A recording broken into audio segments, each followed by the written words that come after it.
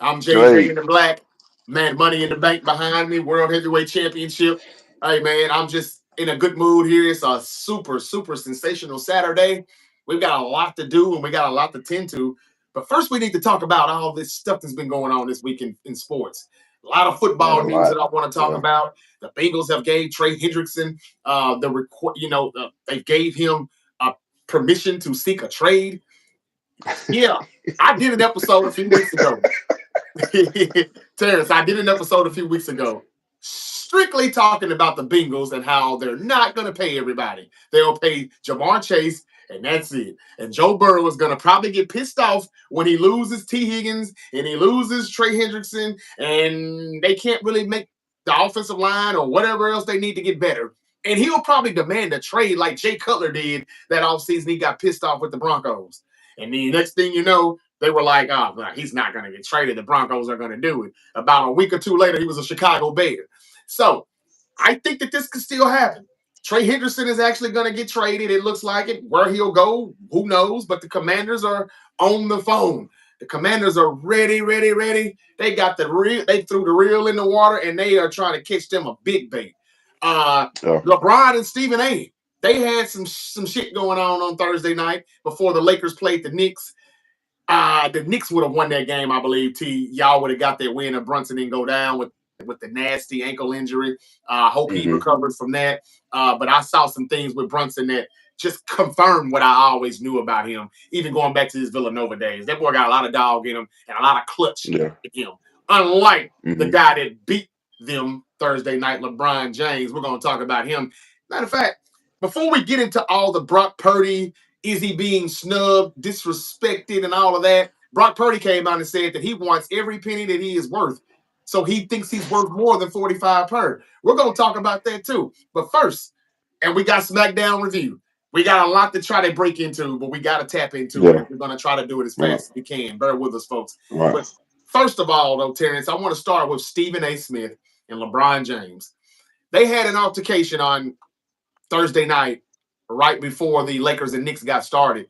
And Yeah. it seems that Stephen A. was definitely caught off guard with this. He wished that this was done behind the curtains, behind the scenes. Some people think that it was all fair and in war because Stephen A. says a lot of things, a lot of criticism in public on TV. But then, although I thought that was his job, but I'm gonna start with you, Terrence. Just tell me what the hell you think is going on. LeBron went off, pretty much bullied Stephen A. talking about his son, criticizing his son. Stephen A. is saying that it wasn't his son that he was talking about. It wasn't Bronny. It was LeBron that he was talking about, and he says that LeBron really misquoted him or misunderstood it. Doesn't look like he got to say a word. We couldn't see his mouth. We just saw the back of Stephen A. But we saw LeBron, and he was pretty pissed. Stephen A. didn't really sugarcoat anything. It seems like he was pretty truthful about it. But Stephen A. is like damn near 60. He's in his mid 50s or late 50s, and he ain't finna be tussling with no damn LeBron James. Mm-mm. We've seen Shannon Sharp get into it with people pregame over LeBron James. Now we're seeing LeBron snap out on Stephen A. Stephen A. ain't the first person to criticize LeBron or Bronny, I wouldn't think, but he went off on him. He chose him. So just tell me what you think. What do you think about Well, this, man? well, let me ask you this, Jarvis. All right, since LeBron and Bronny are both on the same team, and you've been to these games now, you know how people get drunk and say anything. Yeah. Do you think that in the city of Los Angeles or in the city that in the NBA city that there's people drunk on the front row, or maybe not even drunk? I don't want to give them the benefit of the doubt. Right. That has not said anything about Bronny to LeBron. Your son sucks, LeBron. You know Somebody why has. why do you have him playing on the team, LeBron? We need to go get such. I'm sure that that's the nicest thing they probably said about Bronny. Uh, within the reach of LeBron, there's somebody in the bleachers, high up. He ain't gonna hear that, but somebody that's within walking distance of him, I'm sure has said some very not nice things about Bronny. Yeah. Probably way worse than what Stephen A. said. What did he Like, say? What well, did he say? What did he I say? think I think the comments that set LeBron off, excuse me, um, was Stephen A. asking LeBron about why why even have Bronny out there? He's only averaging such and such, such and such, such and such. Um, and I think LeBron took it as Stephen A. questioning his parenting skills, which again, that's about LeBron. It's not about Bronny. But here's the issue. Here's a real thing, and just from what I can understand, there was a time, maybe a couple of years ago, that Stephen A. got really, really upset with LeBron and his camp because somebody reached out to him about them calling him the second greatest player of all time. They took offense to it. He took Hmm. offense to them taking offense. So now there's this personal angst between LeBron and Stephen A. LeBron's camp and Stephen A. And it's been there for a while. Like if you pay attention to Stephen A.'s commentary, a lot of times he ain't holding back like a lot of people does. He goes at LeBron way harder than most people do, and so I think there's some personal issues there between the two.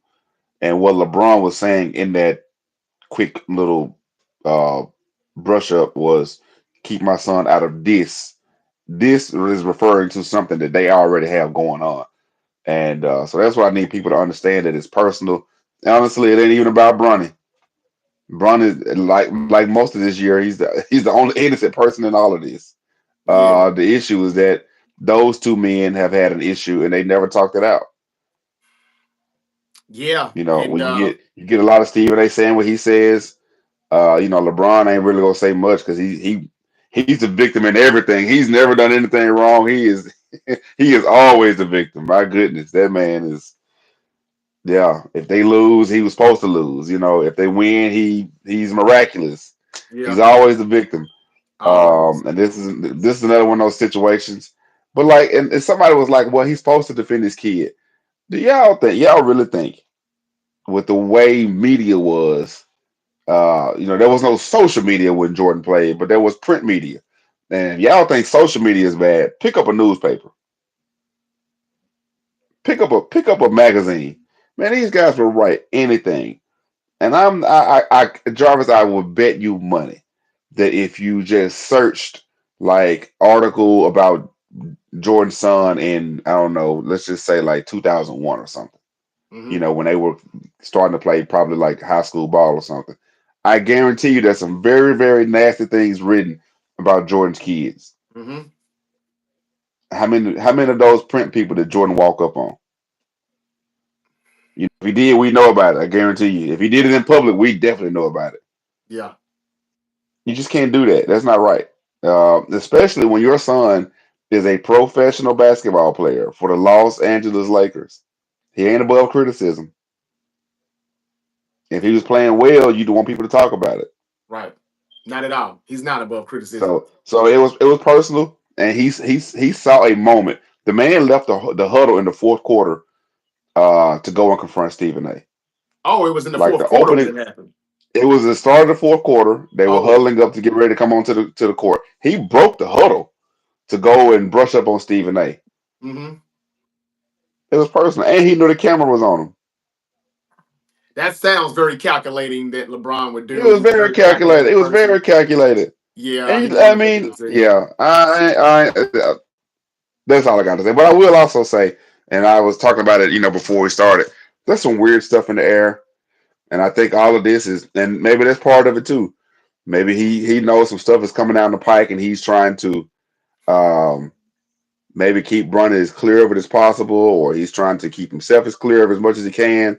But like I've just been hearing a lot of the stuff about Balco, and there's no way for a 40-year-old man to be running and jumping like that. The same way he was jumping at 25. There's got to be something to it. As somebody said yesterday, there's too much smoke for there not to be any kind of fire. I don't want to throw out any direct accusations, but I just know there's some weird stuff coming out of Well, just that use the area. word allegedly. Just use the word allegedly. And, Allegedly. and, That's and, my and favorite word in the dictionary, by the that's way. the word we have to use now to keep from getting slapped with a lawsuit or canceled or whatever. Yeah, yeah. Terrence, could you tell the audience in case they don't know what the hell is Balco? So if anybody's followed baseball over the last 20, 25 years or so, anybody you've heard the word backhoe. True story, when I was my short time at FedEx, the only package I actually touched was a was a backhoe package. But anyway, so backhoe was this lab that created performance enhancing drugs. Um, Barry Bonds allegedly used their stuff. Lance Armstrong all those baseball guys were using Victor Conte and Balco. Mm-hmm. Um, so they are very, very well known in the performance enhancing world. And hey, man, apparently they make good stuff. Not for us poor people though. Yeah, right.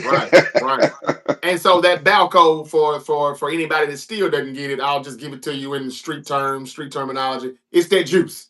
All right, it's the juice. It's the steroids. It's some type of HGH or something that's going to enhance your performance. That's going to Yeah, enhance your physical workouts, your pre-workouts, your everything that you do physically, and the appearance that you see and what you get from him and what he's doing at 40, allegedly. And we're not saying that he just isn't a great 40-year-old man that can still ball. We're not saying that at right. all.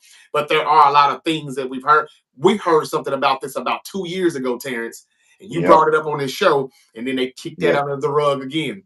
No difference from when we heard about Peyton Manning and Ray Lewis and a few more of those guys. Man, You man, let know, me tell you, I don't know who he has working for him, mm-hmm. but like, bro has to have like the FBI in his back pocket or something, because like stories just go away when he's attached to him.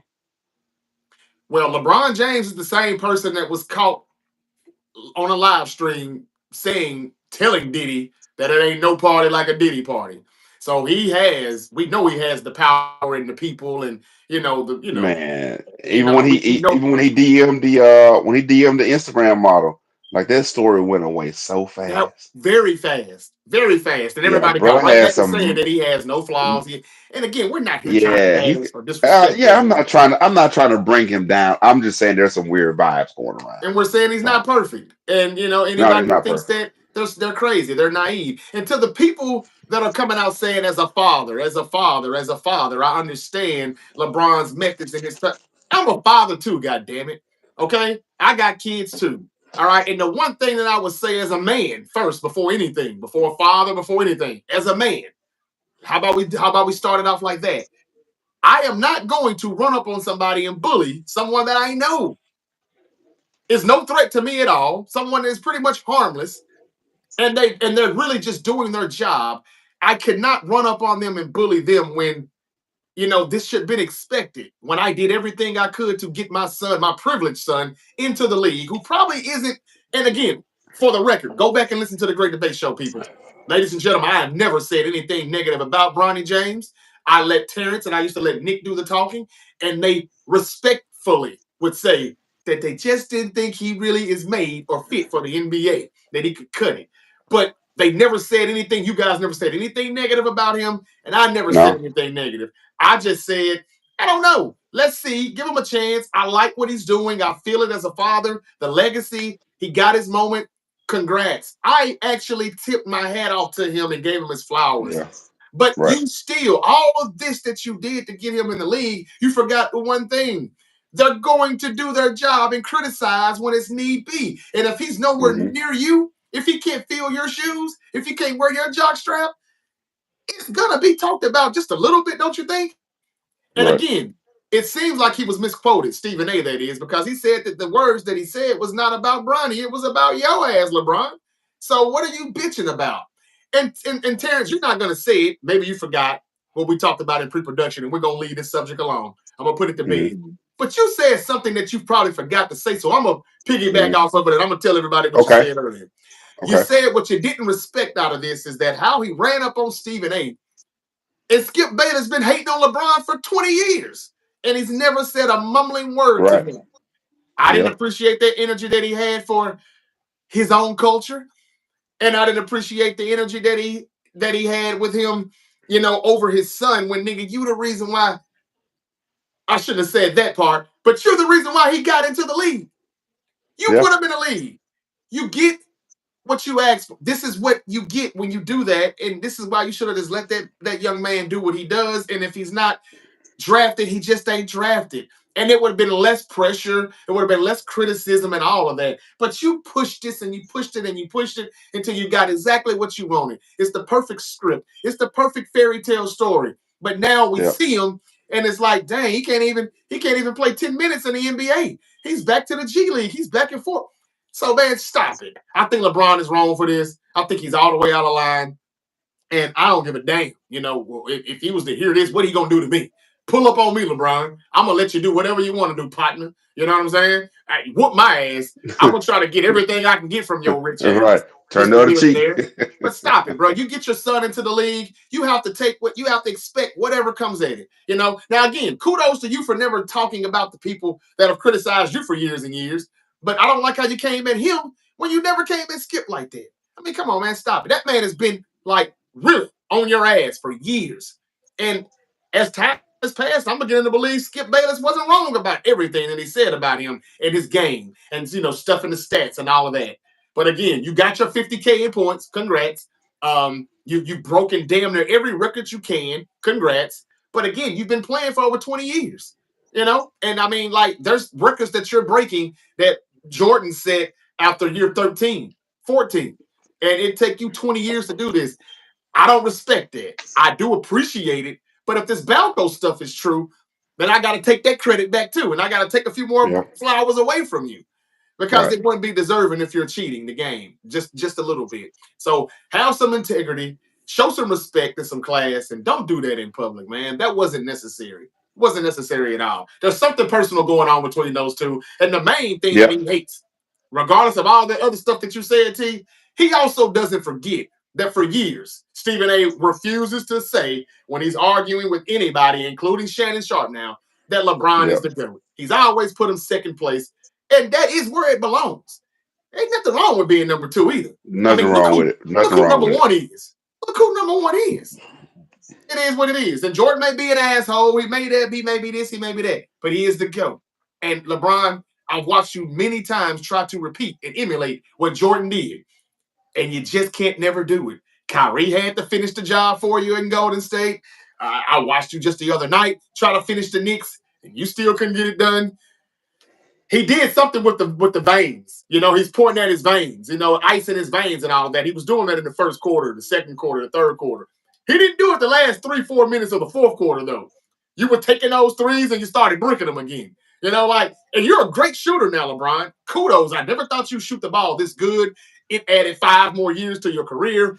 That is the league now. Kudos to you. But where was the ice in your vein when you were missing those shots trying to put the Knicks away? Stop it, bro. Stop it. The ice in the veins, it ain't you. Well, even like the That's last what I play of the stopped liking fourth about quarter. LeBron. Yeah, even the last play of the fourth quarter, he took a three when like he had an easy driving lane with like 9 seconds to go. Like his defender was out of position. Had he just driven right, he probably would have got an easy dunk. Mm-hmm. But instead he anyway. That's the microcosm. People say Steph ruined the game. It wasn't Steph. Yeah, It I was agree that. with It you on was that. that. It was that dude. It was that dude over there in gold and purple. That's who ruined the game. And he got the shot Like, down. And that's the like worst thing even that could have happened for him. He can shoot better now. So it's like, yeah, yeah, all right, watch this. Jarvis. Even with the All Star game, people was like, "Oh, well, he was hurt." Uh, the man wasn't that hurt. If he was hurt, he when we playing this good now. Mm-hmm. He protested the All Star game Yeah, because Adam Silver went in the locker room and asked those guys to play hard. you see there. You see there. Uh, yeah, LeBron, I tell you what, man. I mean, he's just so up and down with the things that you think about him and the things that you hear about him. But we're not here to bash him. We just wanted to say that we didn't really Nope. respect what he did with Stephen A. publicly the way he did it. And about his son, if you didn't want to hear these things, don't use your privilege to get him in the league when he is clearly, not good enough to be there. And if no one can say Yeah. that, damn, brother, you need to stop watching social media or mainstream media, period. And that's one thing I think Jordan didn't do. He didn't really give a damn what you said or what you wrote in your article. He's gonna get Nah. out there and he's gonna ball. It's gonna be good nights, it's gonna be bad nights, but stop watching. He I he think he these he players do bullied that too much he now. bullied people on the court. He would bully you on the court. That's Oh, you right. got you gonna say this to the newspaper because Yeah. somebody was going to bring it to him because they knew it was going to piss him off. So yeah, man, he would bully you on the court. I've never seen LeBron bully anybody on the court. I mean, he has No, his moments where he's really a standoff guy and he can play, and man, his size and his athleticism, how he got to the rim, but I've never seen him bully anybody. And so right? you get no cool points from me doing that to Stephen A. Smith, who's like 57 years old. What's up, Right. Emily? How you doing this morning? What's up, Hunter Young? I appreciate you coming in. Check out what Hunter said. He said the Luka trade showed that LeBron is the best Robin in history, but he's no Batman. Wow. Huh? And what's so crazy about it, Hunter? Luka still doesn't even look comfortable yet playing in this offense and being second fiddle. He seems to get it together when LeBron goes to the bench. But when he's trying to facilitate the offense with LeBron on the court, he just seems like sometimes he's still kind of lost. And so imagine when he realizes, yeah, I am Batman. I wonder what you would say about LeBron then. Hunter also said, and the NBA is not in a good situation right now with the fans and the audience, but they're making so much money that they have no incentive to change. Well said, brother. And you're not lying. Yep, I They agree. are in I agree terrible shape. wholeheartedly. And that whole Luka trade happened because they're in terrible shape, in a terrible situation right now. Nobody was watching. The ratings were that bad, and that's what this was for. So I was talking to somebody the other day about it, and they were saying that how we go back and we look at old Jordan games, we go back and look at old Tim Duncan and Kevin Garnett and Allen Iverson, the Kobe Bryants. We watch the basketball, the 80s, the 90s, 2000s, right? These were good moments, Hmm. especially in my opinion, the 90s and the early 2000s. This was good basketball, right? Okay, we go back and look at that stuff still today. And somebody said, are we going to go back and look at this era of the league, the James Hardens and the No. whichever era you want to say about LeBron, because we got to give him his flowers where it's due. He actually He's been goes in in two or three three eras. eras. Yeah, he's got about three eras. But are we going to look back at this era right here? And I said to this person, I said, bruh, we're not even looking at this era right now in this era. So Right. why would we go back and look at it? That says a mouthful right there, in my opinion, and that tells everybody and shows you that this is in a bad situation, the NBA right now, as Hunter just said. What's up with you, Art? He's in the building. He said, what up, guys? Is Joey going to come to the Niners to play with his brother, Nick Bosa? What do you guys think? And thank you. Thank you, Art. And to answer your question, knowing the Niners right now, Probably not. I would say not because they're trying to get younger. That's what John Lynch keeps on saying. He wants to get younger. They just paid Brandon Ayuk and they're trying to move him too. So I would say no. And Art, I don't know how you feel about it. Don't shoot me, but I hope not because Joey Bosa is injury riddled. He don't get to the quarterback anymore. He's still like top 15, top 20 if you check the PFF against the run. But man, Joey ain't that dude anymore. His little brother ain't that dude. He ain't never been that dude, in my opinion, unless you've got Buckner, Armstead, and D Ford on the line also getting some of their attention. He's overrated and he's overhyped and he's damn sure overpaid. So I'm sick of hearing that the Bosa brothers could play together. Man, fuck the Bosa brothers. Respectfully. Respectfully. They just look. I'm just being honest. He's a stiff, jacked up dude that can't get to the quarterback anymore. Oh boy. If he can't beat you with strength, and I know Niner fans hate to hear me criticize Niner players and all of that. But hey, man, if you ain't here to hear the truth, then you need to go somewhere else and hear the lies. And that's just how I feel about it. Nick Bosa is one of the persons that should be getting their contract restructured, or he should be seeking a trade. They should be looking to move him because he's getting paid $30 million a year, $32 million a year, still the highest paid, and he got paid 2 years ago. You can't tell me that his production is living up to that contract. It's not, and I told you he wouldn't. If he has to have this and that on the D line for him to shine, then why is he getting paid all that damn money? I just wanted to Right. say that again. Art, don't shoot. That's just my thoughts on that. All right, so I'm gonna read a few more comments and I'm gonna move on here. Hunter said the league in the '90s was so physical and so tough. I wish I was alive to see it, but the NFL, I think the Bears and Ben Johnson are going to make the best turnaround this year. Hey, just the other day we talked about that. Ben Yep. Johnson Yep. did two things that nobody's talking about because it's not it's not It's not sexy. It's it's not not sexy. sexy. They made a Yeah. trade, two trades for offensive linemen. And he's telling you Yep. right now, I know why the Detroit Lions were good. I know why we were successful because we could block for Jared Goff and Amari St. Brown and all those guys. He's trying to fix their line and help Caleb Williams. I like it. I love it. And another good comment, Hunter. Thank you, guys. You're the best. You just being honest. God bless. Yes, I am. I appreciate that, Art. I am. Um, Like if you ever find a day where Jarvis is not honest, No, it's an imposter. It ain't really Jarvis. That's right. It's a clone. It's a damn It's a clone. clone. It's a clone. That's right. Okay, so look, let's move on, man. Real quick, Yeah. we found out that T. Higgins is unavailable for a trade. The Bengals rejected any calls for the team, and they tagged him again. And his mom is pissed about it on social media. We knew that they were going to do this, but Trey Hendrickson they're going to trade. I can't wait to see how what T. Higgins is going to do. He has posted something, but it didn't really show if he was mad or happy or whatever. But he's getting tagged again for the second straight year. The Jarvis, what Seahawks, happened to the rule? Wasn't there a rule at one point that you couldn't tag somebody 2 years in a row? no, it was not. Uh, They talked Really? about it, and I thought they talked it about it, and should be a then rule. You shouldn't be allowed to do that. I agree, you shouldn't. But when they talked about it, Terrence, the players still nutted up and did what they always do and say, man, I got people depending on me. I got a family to provide. And they signed the CBA. They've got to stop doing this shit. So that's why I don't even feel Yeah. sorry for these players anymore when they get tagged Right. over and over. Stop No, signing really. that shit. I don't care if you have to miss an entire season of football. Save your money, bruh. That's all. Just spend your money wisely. That's it. The money ain't gonna come in every time. You gotta be smart and you gotta think about the future, not just the present.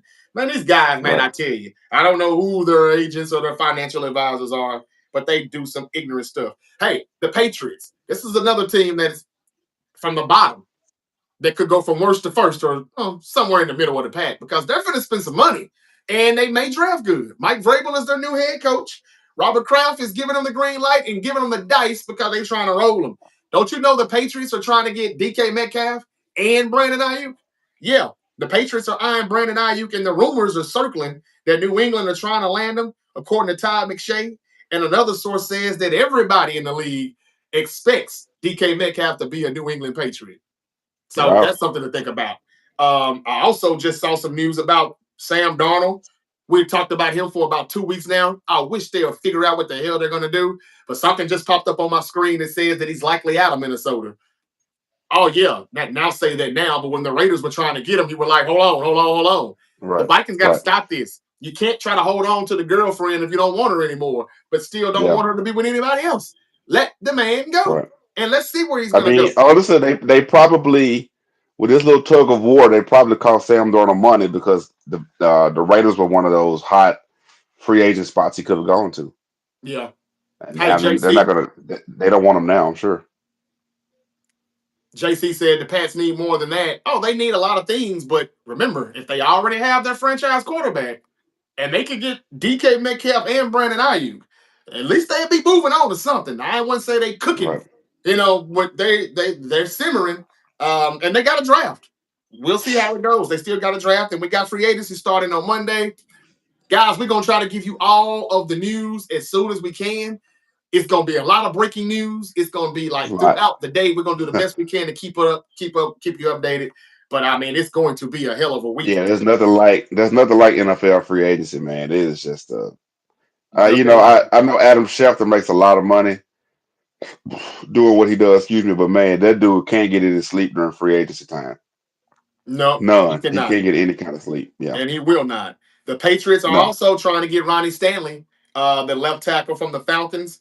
When did you guys let him go or trade him? Was Ronnie Stanley wasn't he a Raven at Yeah. Falcon? He's a I Falcon now. believe I didn't so. know that. But the Falcons left tackle is the apple of their eye if he hits free agency this offseason. The Patriots want Ronnie Stanley. The Patriots, I'm telling you now, they on the phone. They're trying to make some moves, man. Mike Vrabel is coming in, hitting the ground running. So we'll see how that goes. I'm not a Patriot fan of what they did with Gerard Mayo. And Not a fan.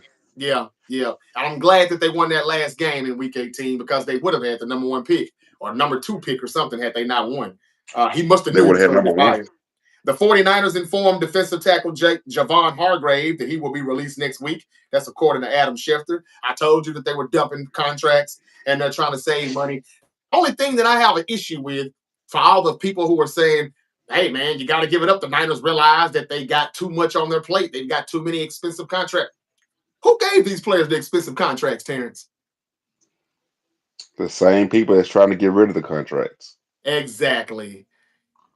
The only reason why, again, Kyle Shanahan still has a job is because he got lucky and Brock Purdy stepped in and he actually played good with this offense. He fit right in. That's the only reason why he still has a job. I've been saying this for a while now.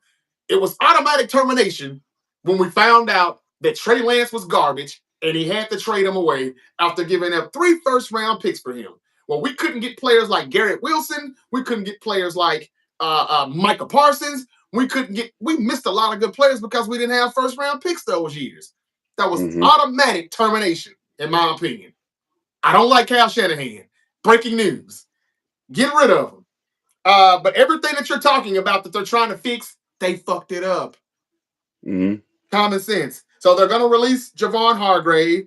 And now the big news before I get into other information here. The Cowboys are leaning against 2 running backs in the draft. It's unlikely Dallas will take Ashton Genty or Amarion Hampton at number 12 in the draft. I don't know why. That means that means they're planning on taking them. That's just the NFL draft. They do so many smoke screens. Oh, we wouldn't dare draft that guy. He's Yeah. terrible. Push the button. Yeah, They, him. Call him. I didn't realize they picked right behind us at number 12. I can just see them doing a deal with the 49ers and the Cowboys. They may swap or something. We'll see. Yeah. But here's the interesting news that I wanted to say. And again, I told you Trey Hendrickson is seeking a trade, and the Bengals are giving him permission to do it, according to Adam Schefter. Trey Hendrickson leads the NFL with 35 sacks over the past 2 seasons. That's a bad boy. Between him and Max Crosby, Yep. they've kind of tucking that next step. When we used to talk about the TJ Watts, which we still do, the Nick Bosa's and Hmm. all those guys, these 2 guys here are better than Nick Bosa. I debate with anybody about that. And I say that because Nick Bosa's getting paid 32 per. And he ain't showed me that he's worth it yet since he got it. He's all right, but he ain't 32 per. Let's restructure his contract, Kyle. How about that? Stop taking up for your boys, man. All right. And the Timberwolves in Minnesota could revisit KD's trade. It's getting very, very heated in Phoenix, and there's a lot of um, turmoil going on since they couldn't move him, and since KD found out that they were trying to move him. He's definitely going to get traded when the summer hits. All right, so the big news I Yeah. want to talk about real quick: Brock Purdy. Everybody's talking about that 45 million per that the 49ers offered him. People are saying, Yeah. some are saying that he's disrespected. Some are saying that that's the right number. He should be happy with it. Some are saying, oh no, he over exceeded that. He did this, he did that, he outplayed his last pick in the draft. Man, if you were to tell me 2 years ago that this guy was the last pick in the draft, but in a few years he's gonna be making 45 million a year, I'd say you were crazy because I'd be like, he's the last Right. pick of the draft. But some people are Right. still not grateful. They think that's not enough, that's not good enough. And so Brock Purdy doesn't either, Terrence, because what we wanted to know for so long was what does Purdy think about that offer? Well, the reports came out yesterday that Brock Purdy wants what he's worth, and he is seeking every penny that he thinks he deserves. So he thinks he deserves more than 45 per. I'm telling you right now, Terrence, if Brock Purdy doesn't want to be a 49er, all he has to do is keep barking up this tree that he's barking up. He will be a New York Giant or New York Jet, a Yep. Las Vegas Raider, a Tennessee Titan. There's teams that will pay that, but they're not good teams. Is he making the right move here by demanding more than what they're offering him right now? Listen, trying to do this type of negotiation right before the draft is not the smartest thing to do. Man, you'll end up trading on draft day for a first or second round pick in a heartbeat. So I really wish he would just be okay with the 45. But like, if you think your worth is more than that, then you have a right to do that. I just think it's going to end up landing you somewhere in Jacksonville or somewhere on the Jets or somewhere you don't want to be. You've been blessed with a good team, a good organization who is always committed to winning. Yeah, They might not do it the way Jarvis wants them to do it sometimes, but they are committed to winning. You know, the history shows that. yeah, A lot of organizations are not. A lot of organizations are just trying to roll a team out there, and they know they're going to make $1 billion that year. yeah, Jacksonville. Uh, so if I were him, if he wants to keep any of their winning culture together, man, take that 45 and be happy about it. However, I understand. But Jarvis is like I said, man. I was like, listen, he can take the 45, just make it fully guaranteed. if we can do that. Because remember, the 49ers are If kind of cash strapped. They're trying to come up with ways to yeah, pay him. yeah, right. Signing bonus and all that old good stuff. So I Yeah. understand incentives. Uh, but yeah, man. So I hopefully it does not become a nasty contract negotiation. Hopefully he's just trying to his agent is trying to just get squeeze every little dollar they can. Um, but man, you go from making 900,000 a year to making 45 million, bro. What it ain't a lot to think about. What are we doing here? That You is like that's not even life changing money, Jarvis. That's generational changing money. Like generational, your brother. family good, Generational. your You were family getting good after a year, He was getting 900,000 last year, man. This is a man. And in $44 San million Francisco, dollar raise. It's a that $44 million literally dollar raise. That's not in enough for you. San Francisco with California taxes, bro. You just as poor as I am. So I would like to know how 49er fans feel about this because they love Brock Purdy so much. Do you feel yeah, offended that he's asking for more? Is he coming off as being greedy to you? Because I think that if you're asking for more, you ain't trying to win a championship, bro. You're not. Because as JC just said right here, JCOG's 30, he said quarterbacks make 50 to 60 per, wide receivers 35 per. Jamar Chase is about to put that up to 40 per. Defensive ends 35 per. No money left under the cap. Okay. So basically, I think what you're trying to say, JC, and correct me if I'm wrong, I think what I'm hearing you saying is that the more he asks for, the less we can put around the team. And if he wants the 50 or the 60 per, we can't put elite talent around him. He's shown us that he needs elite talent around him, though. How can we do that if we give him the entire bag? Just take most of the bag and leave us a little coins so we can try to get you some help here. Remember, we got to replace Debo still. We need to replace Ayuk if we trade him. We need to protect you. You're our investment. How can we protect our investment and upgrade this offensive line that Kyle Shanahan doesn't address year after year? How can we do it if we give you all of this money, man? I just don't see it. Now, JC could mean that pay him the 50, 60 per like everybody else is getting. But I'll say this if that's what you mean, JC. Don't you know if he gets that 45 per, he'll be getting paid more than Josh Allen and Patrick Mahomes? Does that even sound right to you? Now, I know what you're saying, but Dak Prescott is getting paid more than him, man. Yeah, I know. But we know damn well he shouldn't get 61 per just because he's better than Dak or just because he's done more with Dak. Man, if we put Brock Purdy on the Cowboys, do you think Brock Purdy would take the Cowboys to the Super Bowl? To those two NFC championship no, appearances? I think not. That's the team that's just that good, and Purdy fit in to get them to the Super Bowl. You know, we went to the Super Bowl with Jimmy Garoppolo. We went to the Super Bowl with Colin Kaepernick. I mean, that doesn't mean a whole lot. Kyle Shanahan can get you there with average talent.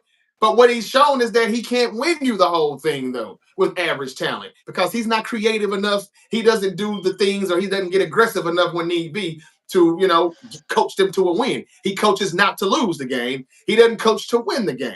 That's the difference.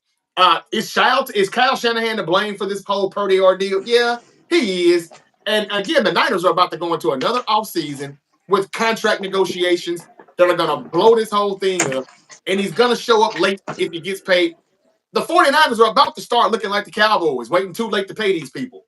But keep in mind, though, Purdy doesn't have to get paid this year. He's due 5.2 million in 2025.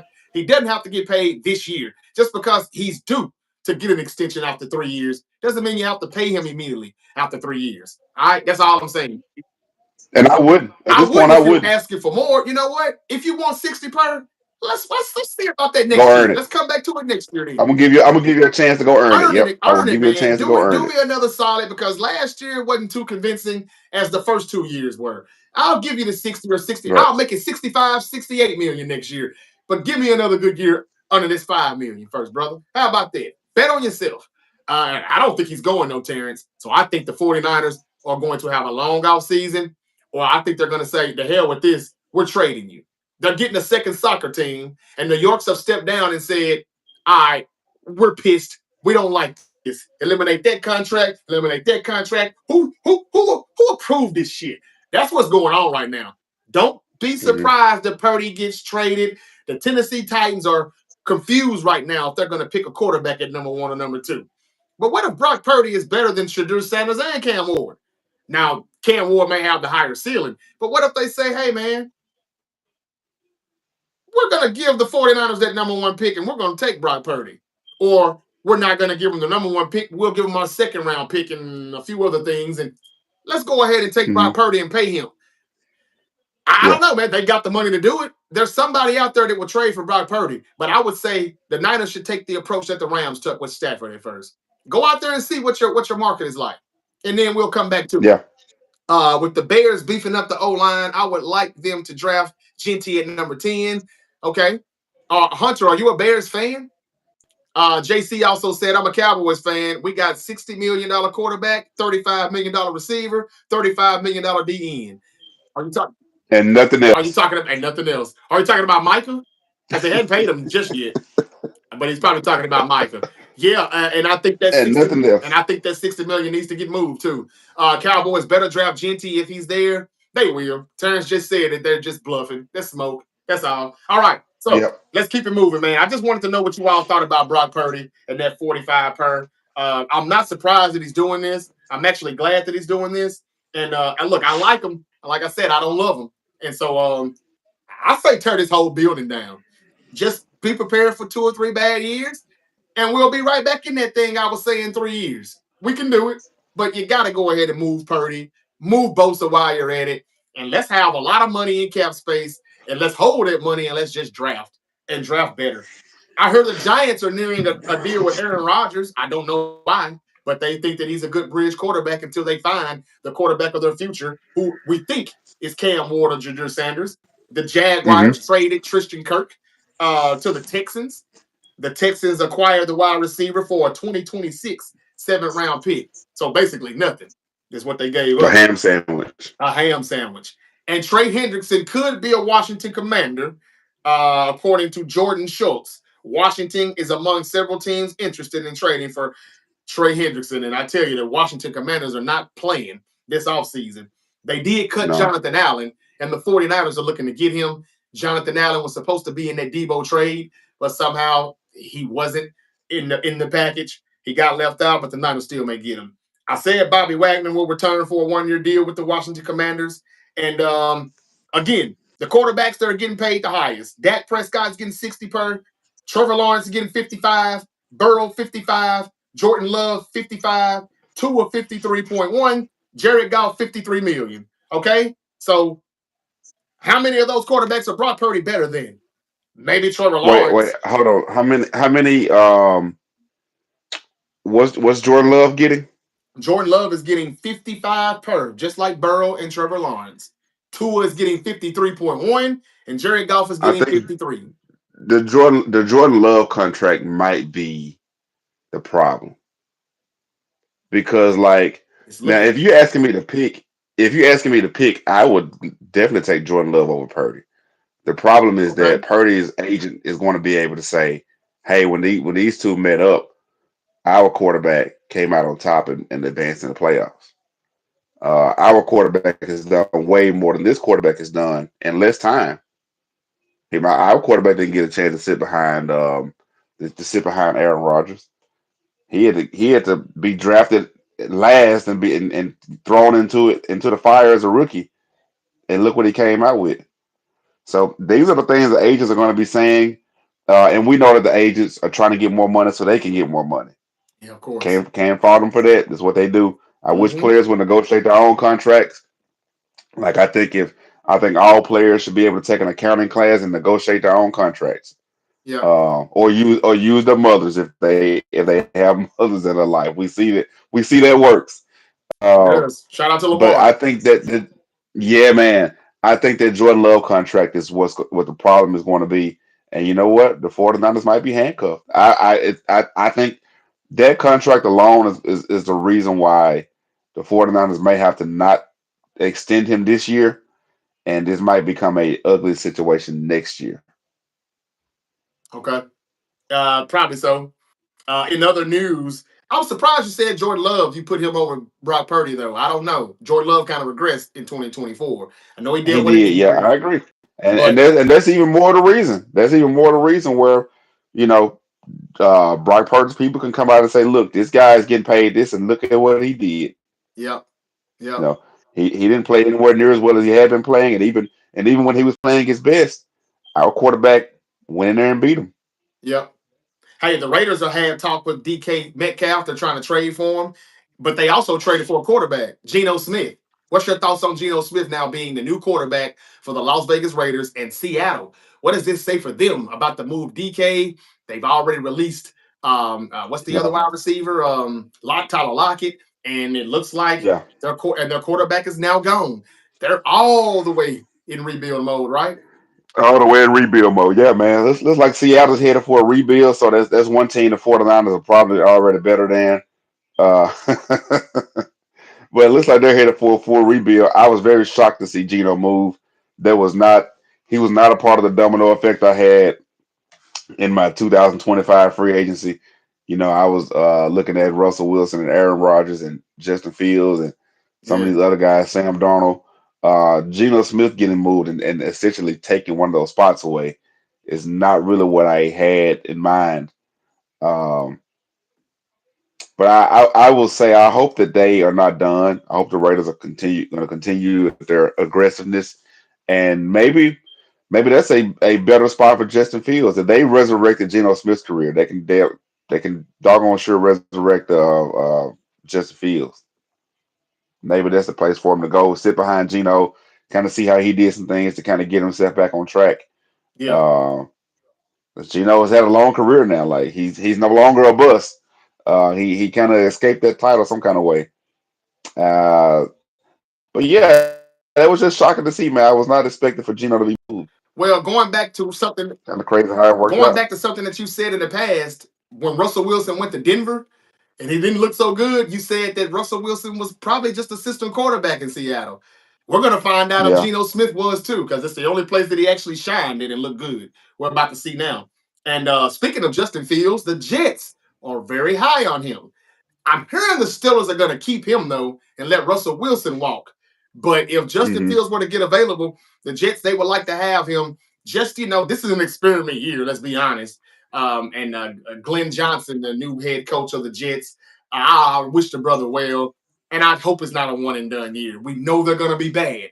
Don't fire him for a year that you know is going to be bad. You got to We'll see. We'll see. I'm with you, JC. He said the Commanders are for real, and he said the Raiders got their man Geno Smith. They are drafting Genty for sure. Okay, the Tom Brady and the Raiders. And I gotta say Tom Brady because I'm hearing that he's more hands on with this ownership than people think, and he's getting Hmm. very aggressive Yeah. here. And I think that if Geno and then drafting Shador or somebody like that, that could be pretty promising for them. And he can get to Yeah. Yeah. learn and you got Brady there to talk to him, like, hey, whatever Shadur can lean on and be a sponge from the GOAT, that's always a plus. In other Yeah. They've news, already they've already worked together for a while. I Like just he's heard worked that. with Tom Brady in some off seasons. Yeah. I just heard that, You T. can actually look at it. You can, if you watch him play, you can tell he's got a lot of that Tom Brady pause in the pocket. I've seen it. He is it's real. He does have tremendous pores in the pocket. The Titans, the number one pick, they said they're likely to add a veteran quarterback. However, Cam Ward is still firmly on Tennessee's radar with the number one pick. I don't know what the Titans are going to do. I don't know if they know what they're going to do, but it's going to be interesting to see because if they don't pick a quarterback and these two quarterbacks are better than what the scouts are saying, that's going to be something to look back at. Like, damn, Titans, you had your chance, and you've had so many bad years at drafting the wrong quarterback. You said, "Fuck it, I'm not going to do it this year," and it was actually the year that you should have did it. That'll be very interesting to find out which way they Yeah, go. that But we know they sounds like love. Tennessee for you. Yeah, but we know they do love the Heisman Trophy winner Travis Hunter, and we hearing that they had a great meeting with the I would say another Micah Parsons and Abdul Carter, who I wouldn't mind them picking him number one. But we'll see. The 49ers claimed a cornerback named Trey Tomlinson off of waivers from the Rams. And I also said the Niners want Jonathan Allen, and that may happen. What else do I got? If anybody cares about boxing, Canelo Alvarez is getting ready for the Terrence Crawford fight. That's going to happen in September. And he said that his fight against Terrence Crawford could be bigger than his fight in 2013 against Floyd Mayweather. Do you have any words on Canelo Alvarez and Bud Crawford in September? I'm concerned about the weight. I think they're fighting at like 168, like super middleweight. Oh wow, really? That's a lot of that's a lot of weight to gain, and Canelo's about to come into that fight weighing like 200 pounds. That's a big boy. Um, yeah, man, I'm concerned about the weight. I don't know. I don't know how Bud's gonna put on that much weight and still be Bud. But I got faith in Bud's skills, man. It's gonna be.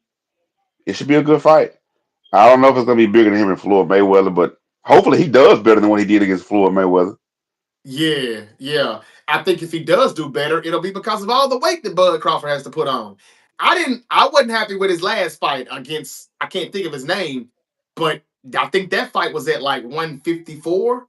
And Hmm. I didn't like him right there. Like he won that fight, but it didn't look good. He didn't And I look was like, great. He damn. didn't look great. Yeah. So and now he's moving up even higher. And I feel for him because we respect somebody like Bud Crawford doing this. He's just trying to get a fight. Yeah. And nobody wants to fight Yep. him in his own weight class, Right. and he's just trying to get a fight here. So we respect it, Yeah. but we also don't want him to hurt his legacy. We don't want him to hurt his record. We don't want him to hurt himself by moving up and Yeah. just sometimes you can take too much of a leap of faith, I guess, if those are the right words Yeah. to use. So yeah, just Yeah. wanted to hear your Absolutely. thoughts about that. We don't talk boxing a lot, but then again, we haven't thought that it was much to talk about in boxing, to be honest with you. So yeah, so we'll talk Right. about that. And I want to say this. Kirk Cousins, don't you know he wants to leave the Falcons? They said Of that they course he were does. they wanted him to be the backup. They were comfortably fine with him being the backup. Michael Penix Jr. is his time to shine. Kirk Cousins is like, fuck that. Now, the way Kirk Cousins has looked the past few seasons, though, T, he kind of probably is a backup now. But he talked to Arthur Blank, met with the owner Arthur Blank to discuss his future, and he wants a Falcons exit. Is he going to grant him that wish? And if so, where do you see him being at after what we saw from Kirk Cousins last year? Kirk Cousins is always going to go somewhere and find a lot of money, have three good games that just marvel you, and have a lot of bad games. He has turned into a shell of himself. Now, last year he was recovering from the Achilles injury, but we didn't give him that excuse when he had like 4 or 5 touchdowns, Yeah, no, we did and not. then he never played well again. So like he really is in my opinion in that backup stage of his career. But let me just tell you this: if Brock Purdy better be careful because we know your boy loves some Kirk Cousins. And You if know, I'm the there's a first to tell you chance, that. I'm the first to tell you that. yes, Yeah. and if there's a chance that the 49ers could get him for cheaper than what they're having to pay, we're going to have to pay Brock. Brock better be careful. And this is why I think the 49ers have the leverage. And we got a great debate on that because you think otherwise. You think that Purdy actually has some leverage here.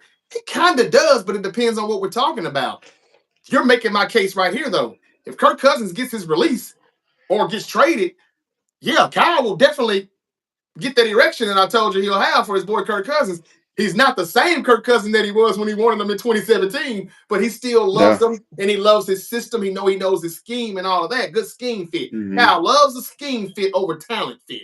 So I would say that yes, he would go for him. Aaron Rodgers is still available and nobody else really wants him, but he would love to come back to the Bay Area. What if you brought him and Hmm. Devontae in? Or what if you just brought Aaron Rodgers in? What if you said, hey, man, you're not going to keep Justin Fields? We're going to try him. Or at least he's going to be the backup. We're going to let him have a quarterback controversy. Or maybe Right. Russell Wilson, we'll kick the tires on him. Sam Darnold, we don't know what's going to happen with him yet. There's too many veteran quarterbacks and veteran wide Yeah. receivers out there for me to think that Purdy really has leverage. I just don't see it. The 49ers can say, Right. all right, you're going to pay for this $5 million, and we're going to trade you. What do you want to do? There's other Right. options that we can go with because we don't think we're going to win right now anyway for the next few years. It doesn't seem like they think it either by rebuilding or revamping, whatever you want to call it. It sounds like the Hmm. Niners window is closing, and if they know it, why are we paying you all of this money? 60 million top market. Why? I mean, it doesn't make any sense. By the time you outplay that contract, that's when we'll finally probably be opening the Super Bowl window again. And we'll have to come Uh-huh. back to the question about what we're going to pay you or renew your contract. It just doesn't make Right. sense to me. Yeah. Okay. Moving on. There's so much damn news, man. The Tampa Bay Buccaneers re-signed Levante David. Tampa Bay is giving the linebacker a 1 year, $10 million deal. Chris Godwin has a big market. That's the former Buccaneers wide receiver. He's about to be a free agent. And according to NFL insider James Palmer, He talks about on why a lot of teams want the free agent wide receiver. And we talked about Geno getting traded to the Raiders. Max Crosby was happy about it. He got paid just a few days ago. The Chargers released running back Gus Edwards. According to Adam Schefter, he'll become a free agent. The Seahawks are going to add a veteran quarterback, and they're expected to explore Sam Darnold. Sam Darnold, you're a fool if you go to Seattle right now and they ain't got nothing for you. I think he should stay in Minnesota. I've been saying that, but I know he wants more money after that year he had. But I think the Vikings would be doing great if they could keep him and JJ McCarthy. I think they'd be doing fine then. But we'll see what Sam Darnold happened. That's a domino effect. And Geno was the first domino. We didn't see him being in that picture, but now that he is, I Right. think all the dominoes are about to fall now. All right. I think that's it with the football news. And Geno is going to get a new deal too over there in Las Yep. Vegas. He wants Smith wants the Raiders to give him 40 to 45 million per. And there's that 45 million again, Brock. Uh, but Geno is going to get a new deal, it looks like, with the Raiders. That's according to The Athletic. Geno got traded because people don't know this, but he requested a trade on Thursday, right after DK Yep. Metcalf did. And so here's what the thing was nobody knew. The Seahawks offered the Raiders Geno Smith and DK Metcalf for the star pass rusher Max Crosby. And the Raiders rejected it. And then they paid Max Crosby. So the Raiders win this. Not only did they keep Max Crosby, but they got their quarterback too from Seattle. So it's like, but the Seahawks were trying to make Yep. a move. I don't even know if that was a good move though. I mean, I know the quarterback and the receiver wanted out, but why have a top star pass rusher in Max Crosby and you have nothing else? That's what they were going for. Right. You said It's it right weird. though, T. That's one team we're better than already in the NFC West, the Seattle Seahawks. Already. Poor Seahawks. I already said the Jets are high on Justin Fields. I want to talk about Nikola Jokic just for 1 second. Um, the Nuggets won on last night against the Phoenix Suns. It was a overtime thriller. But did you know that Nikola Jokic made NBA history by being the first player to register a 30-20-20 game last night? 30-20-20. The only thing I Man. hate about this Jokic thing is that he carries the team through the season so much he's starting to get that James Harden effect, except he has the chip, thank God. But he does so much in the regular season, he's winded. He's burnt out by the time we get to the postseason. And this is the reason why. Putting up stats like this 30 points, 20 boards, 20 assists. Damn. Do you have anything you want to say about Jokic real quick before we get on to Smackdown?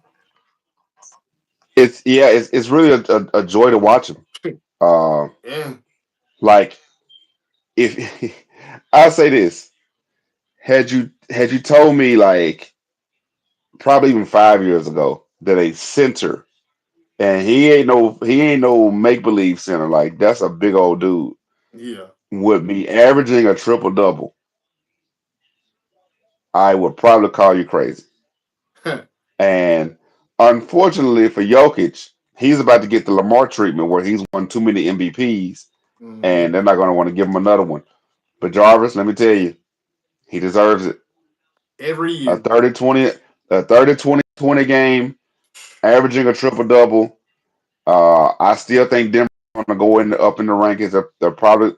I wouldn't be surprised if they don't if they overtake OKC. He's going to get the MVP for sure. Maybe. Well, I don't want to say for sure because they don't want to give it to him.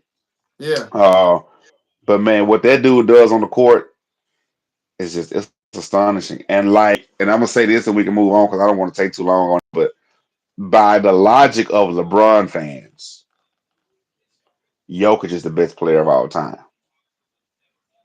By the logic of LeBron fans, Mm. Okay. I see where you're going with that.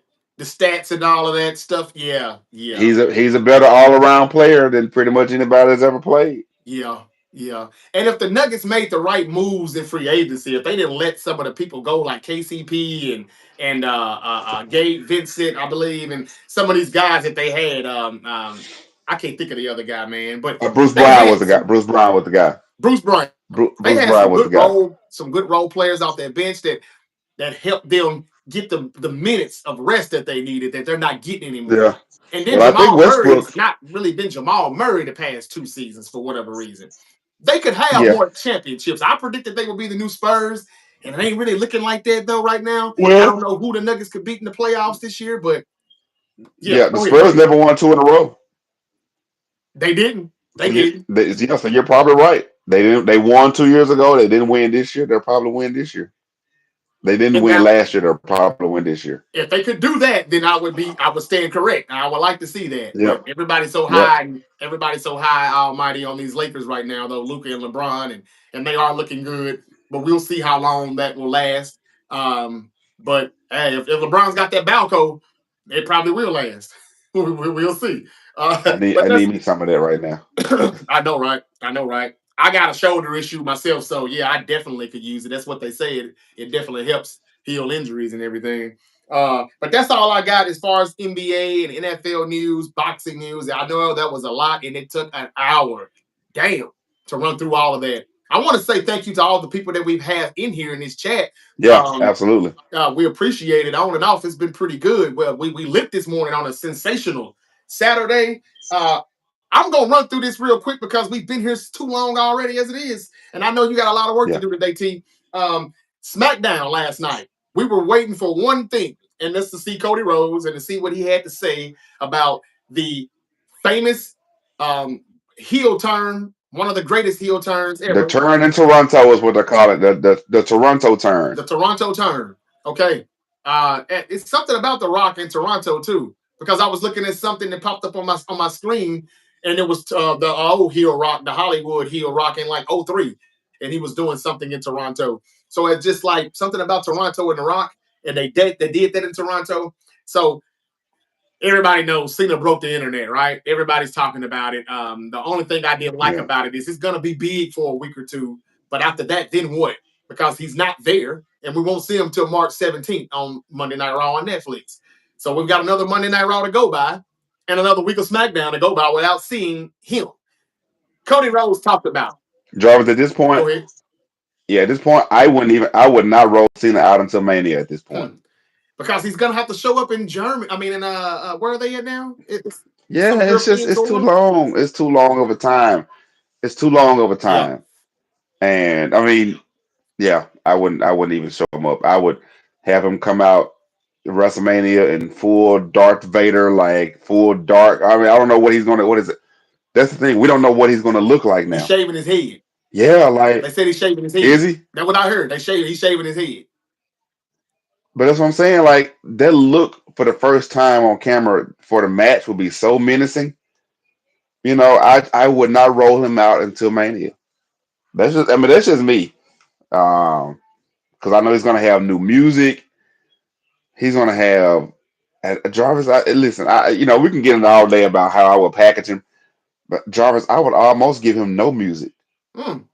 That's okay too. I'm not opposed to that. I think he'll probably go Yeah. back to the Thugonomics routine, that character maybe. He was healed for a slight minute in '03, and then that's when he went back to Hmm. the baby face and it never changed again. He made so much money and all the Make-A-Wish foundations, and Vince McMahon was not going to have it. He would not turn him heel. But, Well, they also trademarked Break a Wish.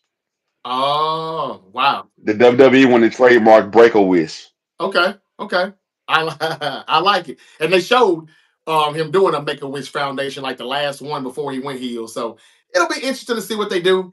But before we get to Cody and what he said about him, and boy, he had a big shiner on his left eye on Friday Night Hmm. SmackDown. The WWE champion talked about Rock, talked about Travis Scott, talked about hold on, that's not Travis Scott. What's his name again?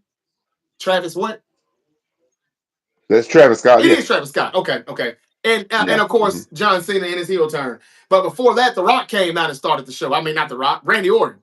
He came out and he started SmackDown off. He was pissed, talking about Kevin Owens, of course, and how he's gonna punt the hell out of him, and he's bringing the punt back. And I told you they should have like a pile driver versus punt match, and we'll see how that goes. We saw Tiffany Stratton in the back with Chelsea Green and Piper Niven, and they end up talking, and that was their way to set up a match between Tiffany Stratton and Piper Niven. I don't really like what they're doing with Tiffany Stratton now that she is the champion. I thought that she was much better when she was just respectfully Nia Jackson's sidekick when she was the champion. She was Yeah, funny and she didn't have to talk as much.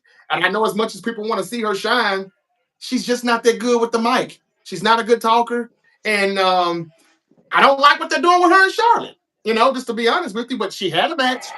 She beat Piper Niven, of course, and then there was Charlotte who came out and attacked her at the end and damn near broke her leg, putting the figure 8 on her. yeah. And if anybody doesn't know, we used to wrestle around the house as kids, and we used to put the figure 4 on each other. This shit really does hurt. And when you turn it It into does a, not feel it good. doesn't feel good at all. And when you turn a figure 4 into a figure 8, yeah, Tiffany Stratton was in some pain, man. And they broke it up though, and Charlotte once again getting the last laugh, standing over Tiffany Stratton, just like Yeah. some little weak little girl. Like, I'm the queen, and I can't wait for WrestleMania so I can take my belt back. You don't even belong here. That's what it looks like, and that's why I find it hard to believe that Tiffany Stratton is going to lose. But then again, should she even be winning? Because I mean, like, I don't know what they're doing. What do you have to say about this before we keep going on with SmackDown? I'm not excited about it because I don't think Tiffany Stratton was established enough as a champion before they put Charlotte back into that light. So like we don't even know what kind of champion she would have been Good point. even before that. Like the timing of her cashing in and Charlotte winning the Rumble. It's been more about Charlotte winning the Rumble than it's been about her championship. And it's been more about Charlotte's comeback. It's been more about Charlotte getting back in the ring, and hell, it's more about Charlotte's look than it is about Tiffany Stratton. And I think Tiffany Stratton is Agreed. great. I just maybe they should have held off on the cash in until Mania. We've never seen a woman cash in at Mania. Like I think that would have been a bigger, better moment for her had Yep. she cashed in at Mania. There Yep. was probably they probably could have done a situation where like Bailey was the champion going in, and we get Bailey and Charlotte one more time, but then Tiffany Stratton cashes in. It could have been Tiffany Stratton. She could have cashed in against Naomi at Mania. Like that would have been cool. Well, But Terrence, I think the cash, yeah, the cash in and the Rumble win were too close together in my opinion. So Tiffany Stratton just getting overshadowed because it's more about Charlotte. yeah, my prediction was that they should have let Nia Jax keep the belt for a little while longer and let Tiffany Yeah, Stratton continue to. They started way too soon with her with the fake cash ins and all of that. Should I? Shouldn't I? They started yeah, it way too soon. They should have just yeah, stalled that out. They know they like to stretch everything else. They could have stretched that out longer to where Charlotte comes back and she says she's the queen, and Nia says, "No, bitch, I'm the new queen, the queen of the yeah, ring too." On yeah. top of that, and they have a queen match, queen versus queen at WrestleMania, and whoever wins the match, that's when Tiffany Stratton cashes in. I think they just overthought it because they were like, "Well, you have to cash it in before the next WrestleMania because she just got the Money in the Bank." When did she get the Money in the Bank? WrestleMania or Money in the Bank?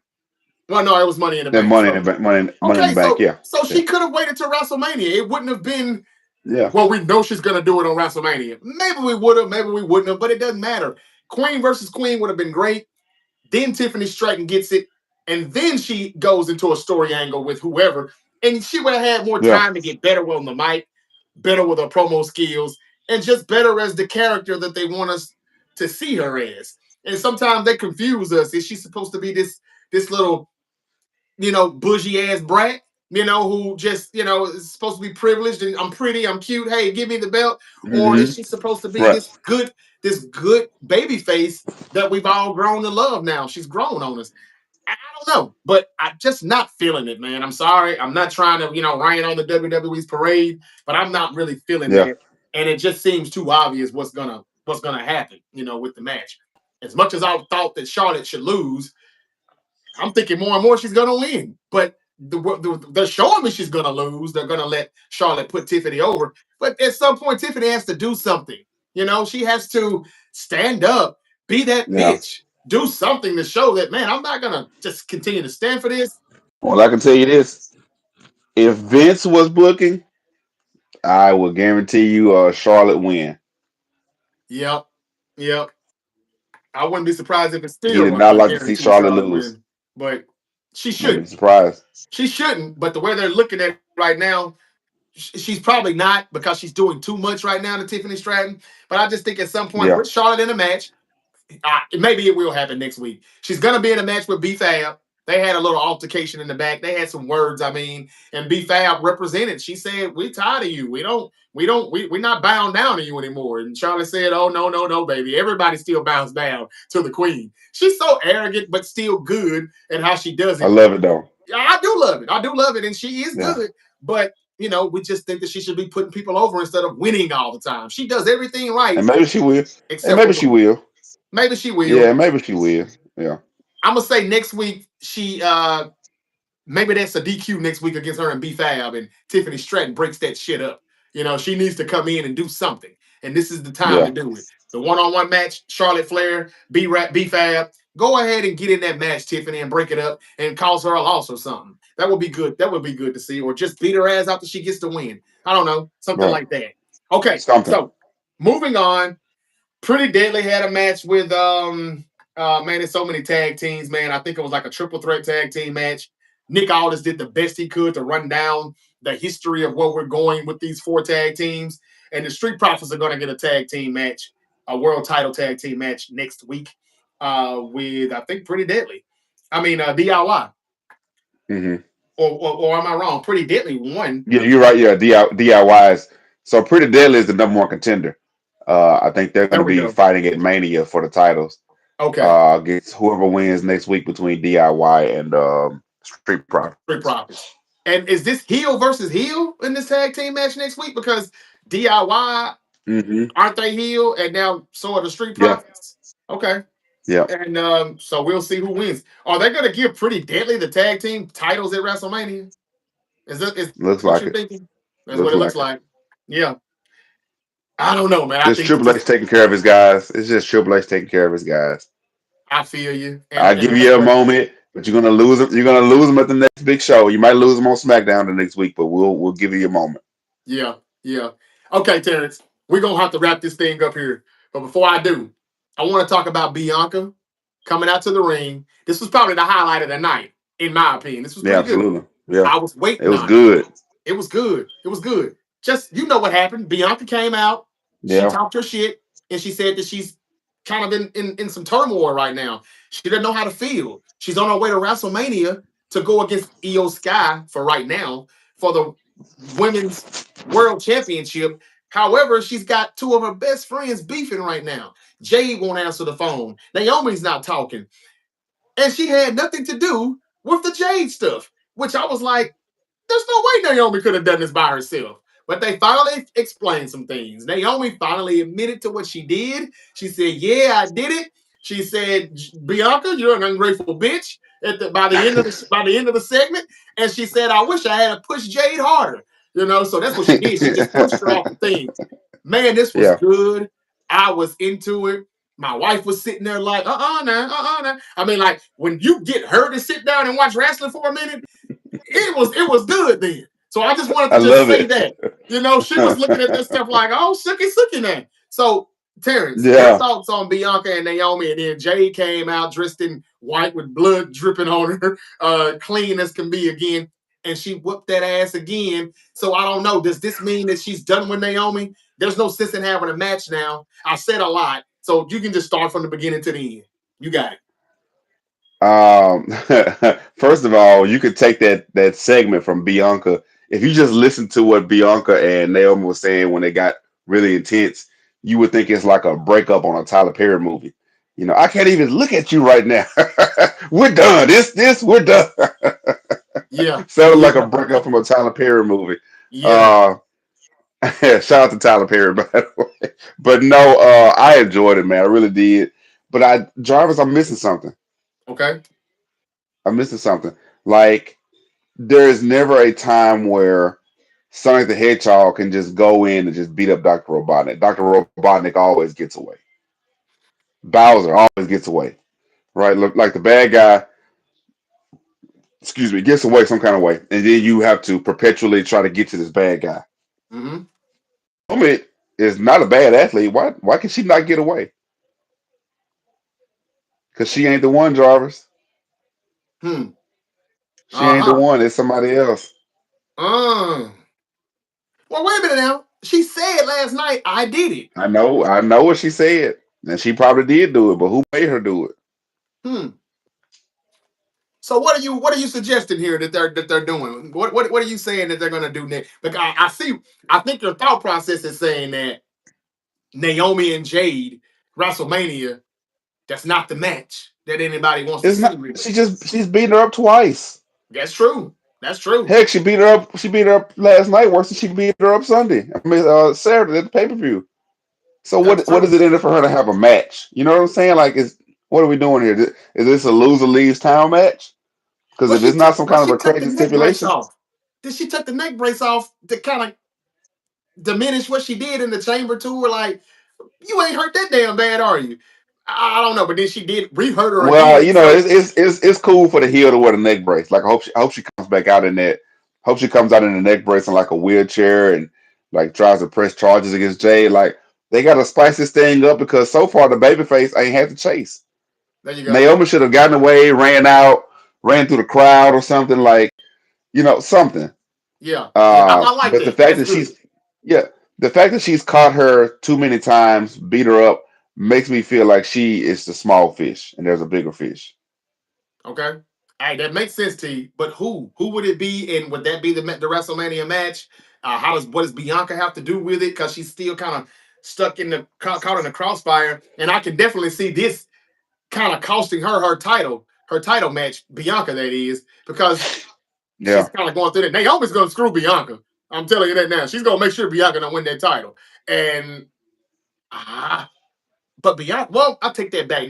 Bianca's undefeated at WrestleMania. They may want to keep that alive, that streak. I don't know. What are you suggesting? Who could it be then? What if Naomi is the reason why Bianca wins? Oh, And okay. then we finally realize that now the champion Bianca finally admits that it was both of them all along. It was me all along, bitch. Yeah, Jade, I did It that was me shit. all along. I just didn't want you to Now cost me Jay my is title chasing shot. the champion. Cause like, Now who Jay is else? chasing the Who else could it champion. be? Yeah, who else could it be? You know, I mean, like, Jarvis, the problem with this though, every once in a while you get two just amazing talents like Hogan and Warrior, even Bret and Shawn in that situation, um, that are like two, like there's no push anywhere. And I mm, think that especially when, and yeah, you might remember this when Jay was in AEW, we all wanted that Jade and Bianca match, right? Like, we all wanted it. I don't think if this is what they're eventually going to, which is going to be after Mania, is going to be probably Money in the Bank or something, or later than that. Uh, I don't think they needed to do this. yeah, Like, it could have very. They didn't need any titles. They didn't need any stipulations. It could have just been, hey, you know what? We've been teaming for a while. Let's give the fans what they want. Let's do it at Mania. Like, that's all the bill they needed. And the face off. Do you remember the face off between them at the Rumble when Jay first showed up? yes, yes, Like crazy. Like, I was sitting down, but I was still standing up. yeah, You know, I mean, I'm standing up in awe. You know, I would stand up now, but when I stand up, I got to get moving. Uh, I was excited, like I was coming out of my seat, yeah, and I think everybody felt that way. So if this is what they are working to, they didn't need to do that because now it's going to be more about the push or the beat down or Bianca being some kind of a mastermind, and not so much about irresistible force and immovable object. And that's what I would have built it. This would have been Hogan and Warrior all over again. This would have been Bret and Shawn all over again. I think they both should have gone into the match as baby faces. But if they're doing that, then that won't be the case. that's exactly the way Vince would have done it. No, no doubt about it. Even with Cody and Cena, that would have been Let me babyface tell you, versus had it babyface. been Vince, they would have been in the ring together already. I believe that. I He do. wouldn't he wouldn't have wasted the opportunity, man. He would have gotten it at SummerSlam or something. It would have been a Yeah, big show. He won't yeah, do it on Monday Night Raw, but it would have been at a big show. And I yeah. think honestly, it probably should have been at last year's Mania. I mean, Mm-hmm. that Royal Rumble reaction when they came face to face, man, that was one of the bigger reactions you're going to see because I didn't think it was possible. I didn't think Jay was going to go to WWE until I kind of saw signs that she was probably going. But initially, Yep. when at the peak of her run, I was saying I wish she went to WWE, but I didn't think there was a chance she was going to go. I'm glad Yeah. she did. She did the right thing, clearly. Yeah. She wouldn't be this talked about in AEW. I think she looked better in AEW in the ring because they gave her more opportunities to like have one-on-one matches and everything. But as far as her presentation, better than WWE. But I just think that they're going to waste an opportunity to have those two at their most liked. Like it's hard to get there, and you don't really get it much. And I think they waste an opportunity with it. Yeah. Well, we'll see, man. I will say this though: if Bianca is behind this whole thing, and they reveal that after she wins the championship at WrestleMania, I love it. But there's something Naomi would have to try to do to get some get back or something. I mean, like she sacrificed her body again last night, then because Bianca was like, "Hey, have at her," and and she went and she had at her and whooped her ass again. So that would be the only thing I would say about that. Okay, so moving on as Yeah. we hurry up and finish this SmackDown recap. Earlier in Hmm. the show, they showed Drew McIntyre attack Damian Priest in the back, and we knew that that was going to backfire at some point. They had a match. Yeah. Drew McIntyre is watching his back as Byron Saxton is trying to interview him. McIntyre is like, I know that motherfucker somewhere, and he gonna try to get his lick back. But he waited. Drew McIntyre had a match with Big Jim. That's Jimmy Uso.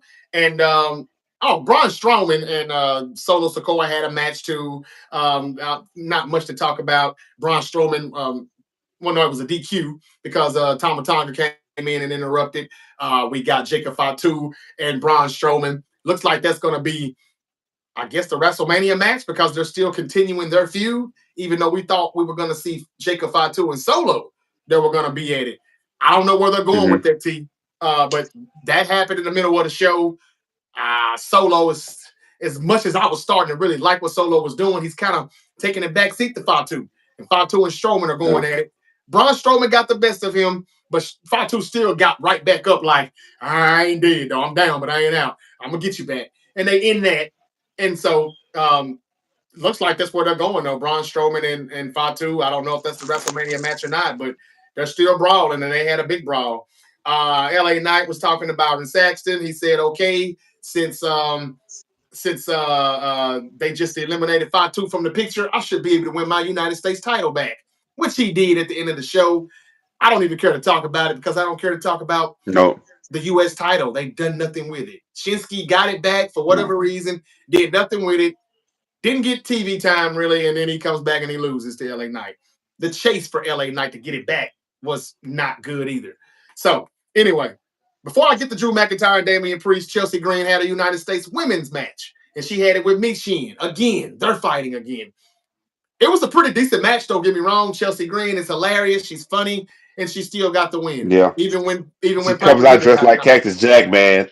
Dressed like Cactus Jack doing the bang bang. Chelsea is hilarious, man. They got to do more with her and give She her is. more competition.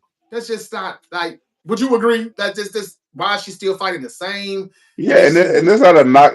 That's not a knock to Mia Yim. I'm a big fan of Mia Yim. I think she looks great, and Yeah, I think she's great in the ring. yeah, It's just been too much. It's yep. been too much. You've already had like five title defenses. They're not gonna put it on you. Just go away for a minute and come back. I agree. I agree. It was a good match again, a good street fight in Philadelphia. Yeah, Got a few ECW chants. It made sense. I like when yeah, Big Sheehan pulled the table from under the ring and Chelsea Green got back up and hit her from behind and she pushed that table back under the ring and said, no, no, no, no, no. She's so hilarious. Anyway, yeah. moving on as we wrap this up, SmackDown review. They continued to show The Rock and the Cena's heel turn so many times and still no Cena. Cody Rhodes came out, and Cody Rhodes had a good long promo, and he started to warm up, and he got more heated, and he got more heated, and then he's promising his receipts for The Rock, Travis Scott, and Cena, and Cody ended the promo by saying, yeah, "If you want some, come and get some," using Cena's catchphrase that he used for so many Hmm. years. Can't wait to see where they're gonna go Yep. with it, how it's gonna go, but it is more interesting now that Cena's the heel, and Cody's still baby facing. You love Cody even more now because look what the hell they did to Cody. He looked terrible. I mean, what a black eye. I don't know if they added on, to that a little bit more artwork that they might have put on that, but I did hear that he had a nasty shotter and a busted eardrum. If Hmm. that's the case, he's gonna get his lick back with Travis Scott for that one. They gotta tell these guys not to go into business for themselves, and they gotta stop that.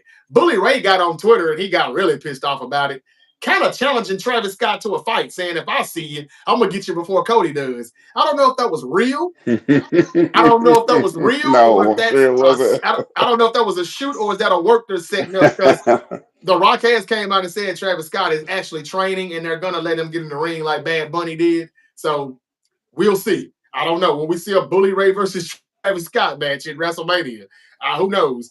Knowing them, that's a work. But then again, that could have just been a shoot because when you look at that again, it's like, oh, why did you do that?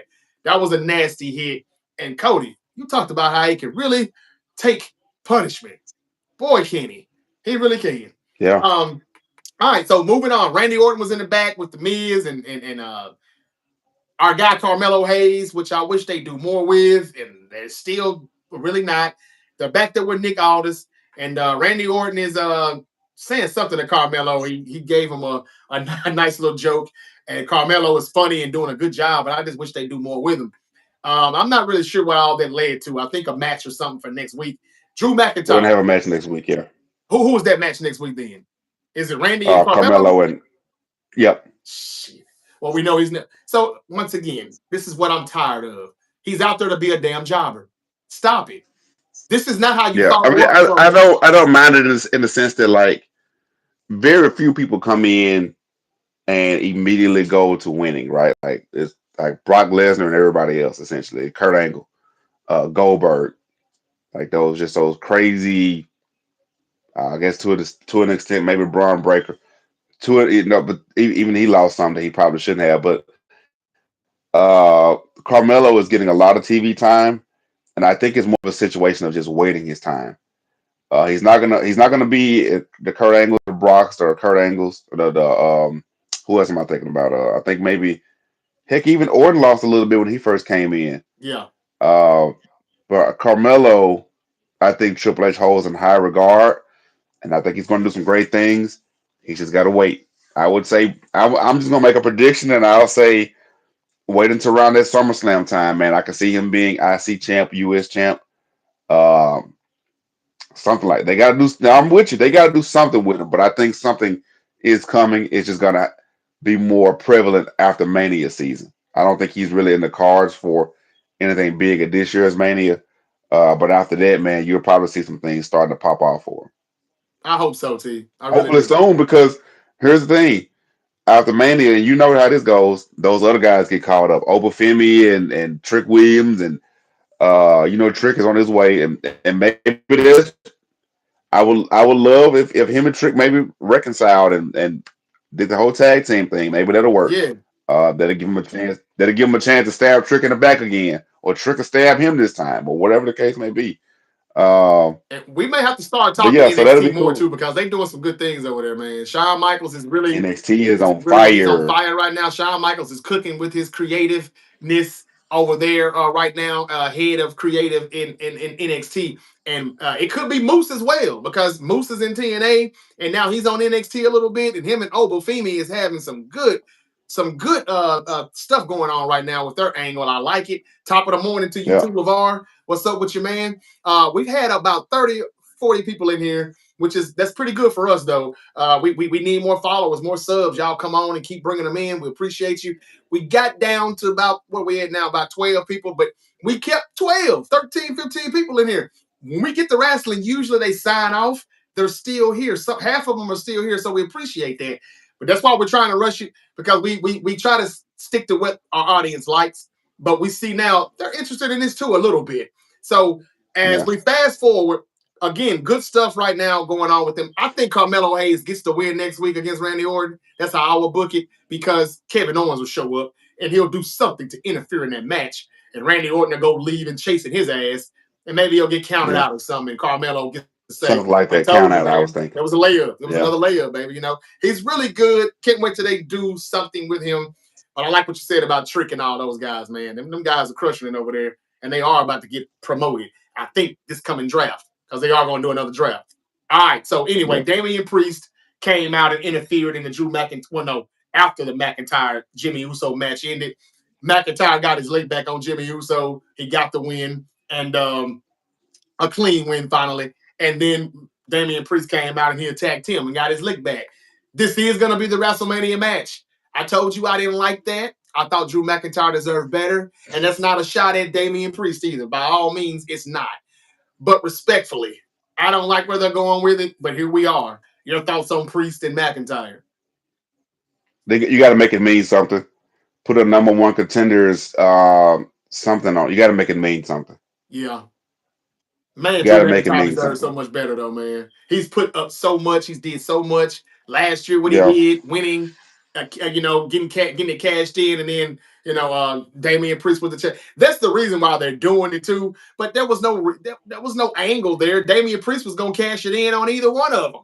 But CM Punk kind of got the best of McIntyre when he was celebrating, ha ha ha, on the champion, and you're injured and Yeah. you didn't get your moment, and then he came out and cashed it in. They didn't do Yeah. anything with those two You from got the to make whole it mean year. something. Otherwise, it's just two guys beating each other up for no reason. So I would definitely try to make it mean something. And I don't know what they can talk about other than you cashed in on me last WrestleMania. That's it. And they didn't do. Right. If you had a problem with it, McIntyre, why didn't you whoop his ass from April to April? You hadn't done that until now. So that's all I'm saying. But yeah, here we go. And that's what they did. And that's why McIntyre was pissed when he left Royal Rumble, because not only did he think they got it wrong, they didn't even do it right. The setup that was supposed to be happening in the Rumble. It did. You would have saw it. You were supposed to see it coming, but the way he got eliminated, they screwed it up, and McIntyre was mad. He was pissed. I thought McIntyre and LA Knight could have had a good match the way they were going at it, because he was pissed off at LA Knight. But I don't know what Mm-hmm. they're going to do. Maybe they put the three of them to make it more interesting. LA Knight's the new United States champion. Let's see how somehow we can get him in the fold with Priest and McIntyre, and we have a triple threat TLC match for the U.S. title. Right. And I Right. do think that's still beneath McIntyre, because to me, he's like the modern day Triple H, big guy, can talk on the mic, good in the ring, but, just doesn't win the big matches when need be. That was Triple H. And Drew McIntyre is just as good as Triple H in the ring, I would say. He's just as good on the mic. I'm Yep. sorry. That should have been the guy who sold his soul to the final boss. But I understand it doesn't break the internet like Cena does. You know? Right. And Right. this is what we're getting. So anyway, that's it. T. We talked about the main event, which to me was not much of a main event. It was LA Knight versus Shinsuke Nakamura. LA Knight's the new champion. I know what you said. So that's SmackDown overall. Overall, what do you think, and what are you looking forward to? Monday Night Raw. We've got We've got CM Punk versus Seth Rollins in the steel cage, Madison Square Garden. I'm sure that'll be the main event.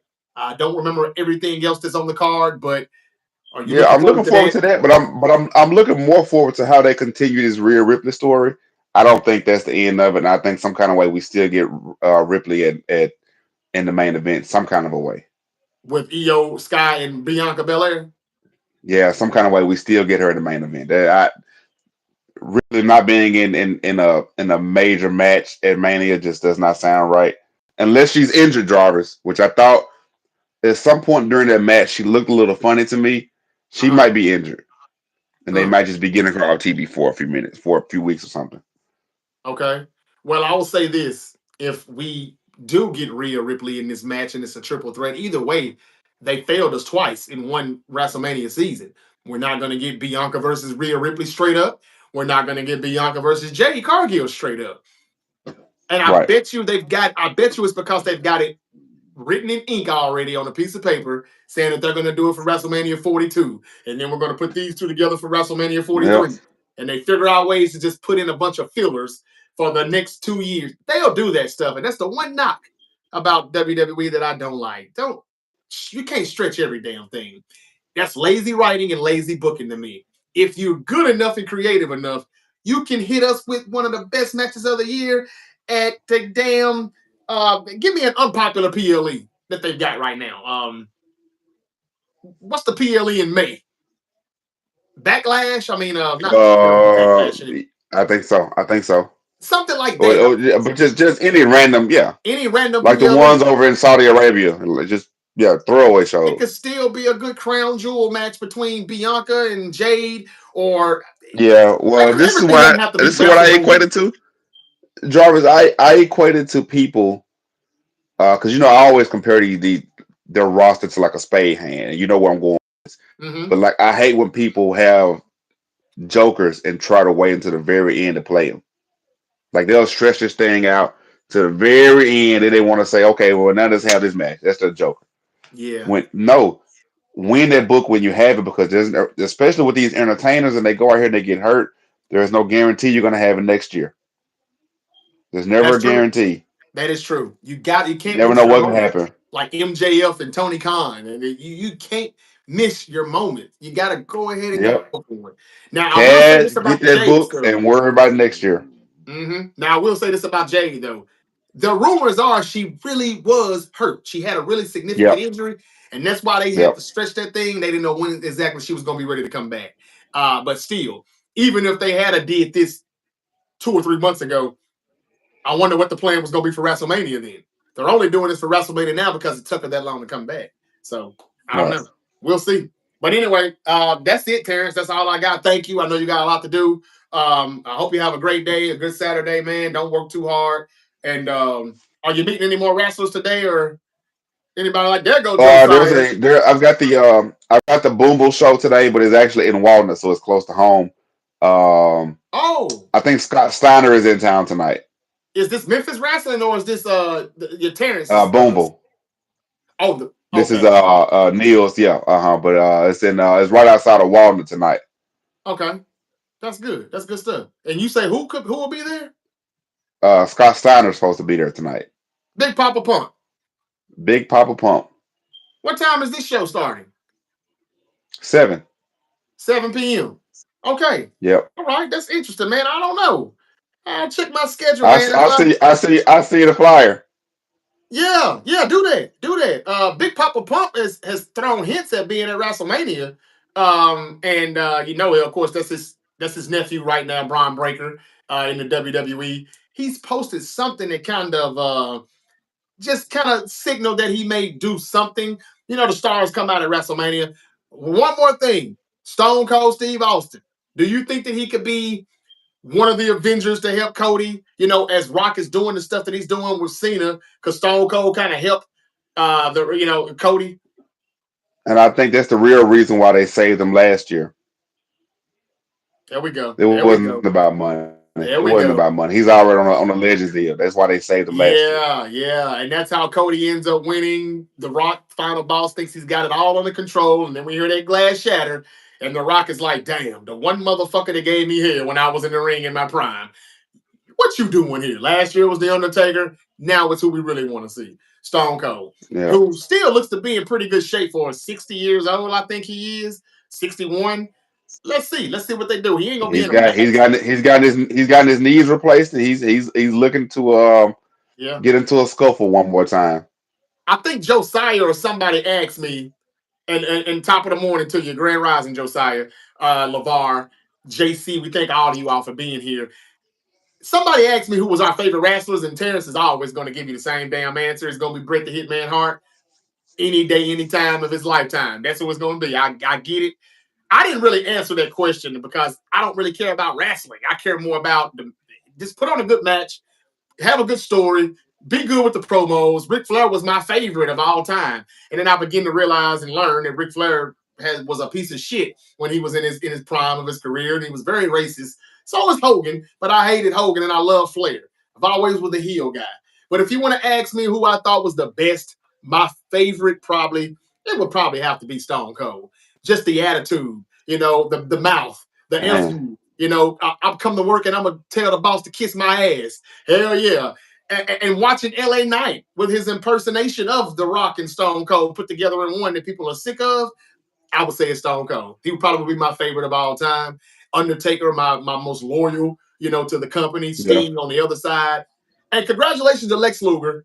We're gonna wrap this up, but Lex Yep. Luger is going into the Hall of Fame. Lex Luger, Put him Mr. in the Twister rack. Rat. Don't you Put know him in the that rack. don't you know that DDP, Diamond Dallas Page, has been working with Lex Luger for the past year at his home in Atlanta. Yeah. He's a very special yoga trainer and everything like that, in great shape for his age. He's this close to getting Lex Luger to walk again. That's the Hey, story. DDP. And what I'm about to say is not an exaggeration. I ain't even trying to speak in hyperbole.